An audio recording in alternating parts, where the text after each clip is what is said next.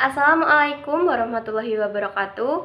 Perkenalkan, nama saya Riri Nur Hidayati, NIM J4102100089 dari kelas B, Program Studi Kesehatan Masyarakat, Fakultas Ilmu Kesehatan, Universitas Muhammadiyah Surakarta. Di sini saya akan memaparkan tugas proyek Pancasila yang membahas tentang kurangnya kepedulian masyarakat terhadap kebersihan sungai. Apa itu kesadaran lingkungan? Kebiasaan buruk yang masih dilakukan masyarakat Indonesia dalam membuang sampah ke sungai merupakan bentuk kurangnya kesadaran lingkungan dan memiliki banyak dampak bagi kehidupan manusia. Menurut Amos Neolaka tahun 2008, kesadaran lingkungan merupakan keadaan tergugahnya jiwa terhadap sesuatu yang terjadi di alam, khususnya lingkungan tempat ia berada. Kesadaran lingkungan juga berarti kemampuan seseorang memahami apa permasalahan dan bagaimana yang seharusnya ada pada lingkungannya. Contoh kurang sadarnya masyarakat Indonesia dalam menjaga kelestarian sungai dan sudah menjadi kebiasaan sehari-hari.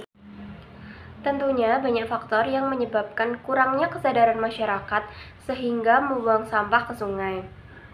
Yang pertama, kurang sadar bahwa kebersihan lingkungan merupakan tanggung jawab bersama. Yang kedua, kurangnya pengetahuan tentang manfaat menjaga kebersihan lingkungan, terutama lingkungan sungai. Yang ketiga, dinilai lebih praktis dan gratis. 4. Kurangnya sarana tempat pembuangan sampah. Yang kelima, sudah menjadi budaya dan kebiasaan masyarakat Indonesia. Kebiasaan sehari-hari sulit dihilangkan karena sudah menjadi karakter dari seorang individu. Lalu, bagaimana cara meningkatkan kesadaran masyarakat terhadap kebersihan lingkungan sungai? Yang pertama, mulai dari diri sendiri. Yang kedua, memberikan pengarahan kepada masyarakat pentingnya kebersihan sungai. Yang ketiga, memperbanyak sarana dan tempat pembuangan sampah. Yang keempat, mensosialisasikan kepada masyarakat untuk memilah sampah. Sosialisasi atau penyuluhan sangat penting bagi masyarakat untuk membentuk karakter sadar akan lingkungan. Memisahkan sampah bisa membuat hidup lebih sehat. Selain memudahkan pembuangan dan pengolahan kembali, memisahkan pembuangan sampah organik dan non-organik dapat menghindari terjadinya penumpukan sampah. Sampah memiliki periode pembusukan berbeda menurut jenisnya. Pasalnya, sampah yang menumpuk bisa menjadi sarang kuman dan penyakit yang merupakan penyebab utama penyakit. Sebagai individu berPancasila, tentunya kita harus berilmu sebelum melakukan sesuatu. Menurut Jaljono dalam Karma tahun 2012 bahwa ilmu pengetahuan tentang lingkungan, dalam hal ini adalah lingkungan sungai, mempunyai peranan esensial dalam penyadaran perlunya kebersihan lingkungan sungai. Dengan adanya pendidikan mengenai kebersihan lingkungan sungai merupakan hal yang penting dalam membentuk pola pikir rasional serta bertanggung jawab dalam menjaga kebersihan lingkungan sungai. Lalu, apa itu pencemaran sungai? Pencemaran sungai merupakan kondisi masuknya berbagai zat maupun benda tak terurai yang mengakibatkan air terkontaminasi dan kehilangan fungsi. Selain dapat menjadi berbagai sumber penyakit, pencemaran air turut mengakibatkan banjir. Masih banyak sungai yang ada di Indonesia yang mengalami pencemaran sangat parah. Banyak penyebab pencemaran sungai, salah satunya adalah limbah. Berbagai jenis limbah yang tidak diolah dengan semestinya dapat menimbulkan penyakit. Contohnya, limbah rumah tangga, limbah industri, limbah pertanian, dan juga permukiman di sekitar sungai. Contoh limbah rumah tangga yang sudah sangat menggunung. Limbah industri yang tidak diolah dengan benar dan tidak sesuai dengan baku mutu air limbah dapat menyebabkan rusaknya ekosistem dalam air. Limbah pertanian yang mengandung bahan kimia juga dapat terkontaminasi dengan air. Pemukiman di sekitar sungai sangat beresiko terhadap pencemaran yang dilakukan oleh manusia dan rentan terhadap bencana. Lalu, apa saja sih dampak dari itu semua? Dampak terjadinya pencemaran sungai adalah terjadinya banjir akibat penumpukan sampah di dasar sungai, timbulnya berbagai penyakit dari mikroba patogen yang berkembang di air sungai tercemar.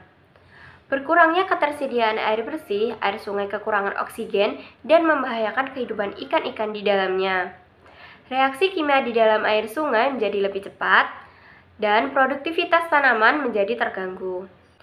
Dan menurut Kemenko Kemaritiman tahun 2019, 80% ikan di lautan Indonesia terkontaminasi sampah plastik atau mikroplastik. Lalu, kemana ikan-ikan itu? Mereka dapat mati ataupun tidak sadar kita konsumsi. Ikan yang mati karena pencemaran air sangat tidak disarankan untuk dikonsumsi. Peraturan perundang-undangan yang mengatur tentang fungsi sungai. Peraturan Pemerintah Republik Indonesia Nomor 35 Tahun 1991 tentang Sungai. Bab 3. Fungsi sungai. Pasal 7 ayat 1, sungai sebagai sumber air merupakan salah satu sumber daya alam yang mempunyai fungsi seberguna bagi kehidupan dan penghidupan manusia. Ayat 2, sungai sebagaimana dimaksud dalam ayat 1 harus dilindungi dan dijaga kelestariannya, ditingkatkan fungsi dan kemanfaatannya, dan dikendalikan daya rusaknya terhadap lingkungan. Pasal 27, dilarang membuang benda-benda atau bahan-bahan padat dan atau cair ataupun yang berupa limbah ke dalam maupun di sekitar sungai yang diperkirakan atau patut diduga akan menimbulkan pencemaran atau menurunkan kualitas air sehingga membahayakan dan atau merugikan penggunaan air yang lain dan di lingkungan. Lalu, bagaimana sikap kita sebagai individu berpancasila?